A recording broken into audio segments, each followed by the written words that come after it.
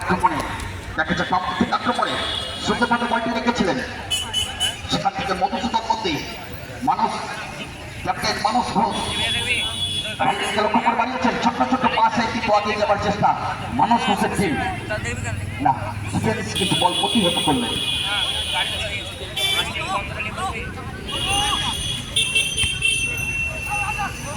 এবার মাটির থেকে ওঠার চেষ্টা, একটি দুটি তিনটি পাস, দেখছি কে কোথায় খেলাকে স্লো করে দিচ্ছে ইচ্ছা করে। দেখো এটাও একটা টেকনিক, এখান থেকে মাঝখানে পাস, কিন্তু অনেক জোরে পাস হয়ে গেল, সরাসরি গোলকিপারের হাতে, সরাসরি গোলকিপারের।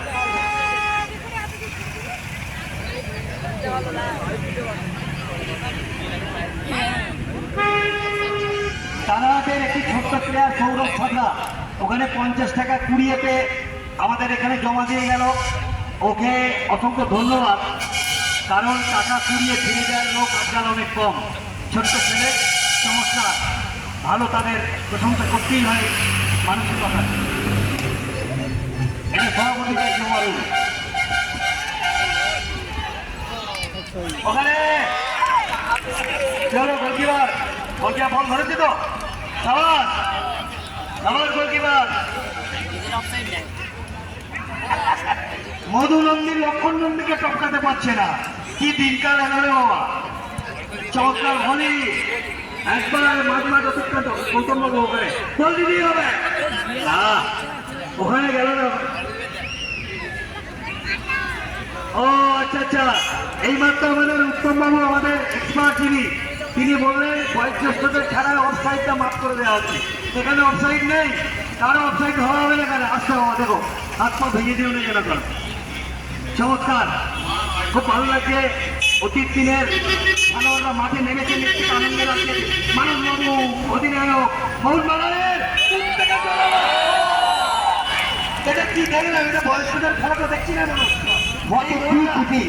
আমরা টিভির পর্দায় যে ধরনের বল থেকে থাকতে হয়।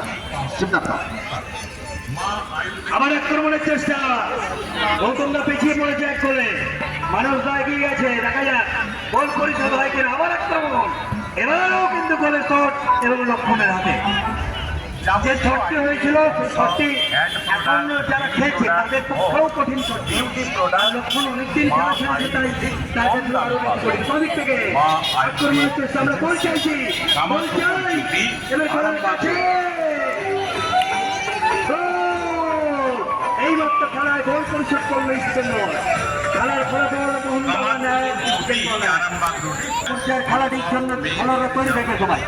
প্রথমার্ধের খেলা অন্তিম লগ্নে দূর থেকে শট, কিন্তু না, এখনো বল ঘোরাঘুরি করছে। আবার দেখছে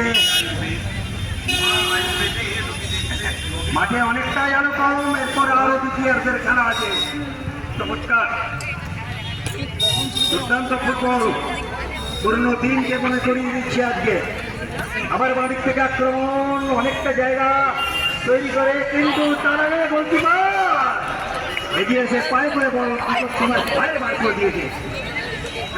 আশা করবো একটু দেখে সবাই যেন কারো আঘাত না লাগে, এটাই আমাদের কাম্য। খেলা হোক।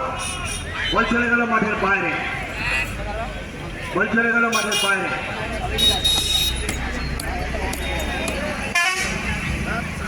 মাঝখানে বল, চমৎকার, বেরোবার চেষ্টা হয়নি, হলো না, ঠিক ঠিক বেরোনো গেল না ঘর থেকে। ডিফেন্স শক্তপোক্ত, যারা ডান দিকে বাঁধে, এবার দুজন আছে এখানে।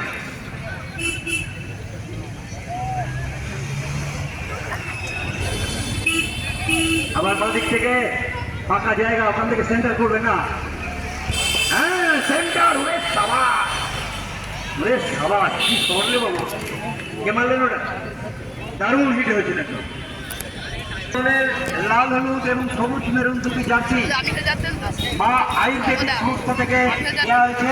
আয়ুর্বেদিক সংস্থার কর্মকর্তাদের আমরা আন্তরিক ধন্যবাদ জানাই। প্রথমার্ধের খেলা শেষ, প্রথমার্ধের ফলাফল ডেকবডি এসছে ওখানে হওয়ার জন্য। আরো বলছে দ্বিতীয়ার্ধের খেলা আরম্ভ হয়ে গেল। খেলার ফলাফল 1-1। চমৎকার বল, যা দেখছি তাই ভালো লাগছে এখানে। চমৎকার, বাবা একটু সেন্টার, একটু বলের উপর দিয়ে চলে গেল। চমৎকার ওখানে বল দাও না ছেলেগুলোকে। লম্বা বলি, বাহ! এখানে ডিফেন্স, এই একটু একটু বিপদের গন্ধ আছে। বল না, তার আগে বল কেড়ে নিয়ে ঢোকার নেই। ক্যাপ্টেন মানুষের পায় বল, দু তিনটি চোট করে বাদিক থেকে বল চলে গেল আমাদের ছেলেগুলো কতক্ষণ করে হচ্ছে? মাঠের বাইরে।